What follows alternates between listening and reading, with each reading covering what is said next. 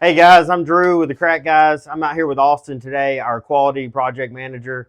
What we're looking at is a house that had some damage on the front end of things that the customer just didn't address at a good time. And so he let a lot of that damage really get under this house. So we're here with Austin, and he's going to kind of tell us what's going on with this house and what we're doing to help this customer out.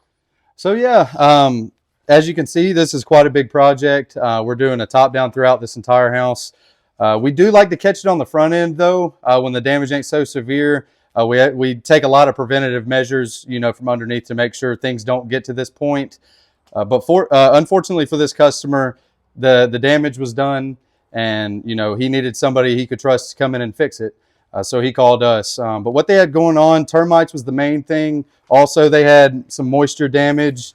But the girders were completely rotten out. The joists were completely rotten out. The rim and seal, that's what supports your outer studs. That's what supports your exterior walls. That was all the way rotted out. This house was, drooped down. It was like a bowl in here. Everything had sunk down right here around the middle. Okay. So what we've done, come in here and basically replaced all the bones in this house, from the girders to the joist to the rim and seal. We also put a few of our Samson floor supports under the walls to catch the load-bearing walls and get them back up where they're supposed to be. Okay.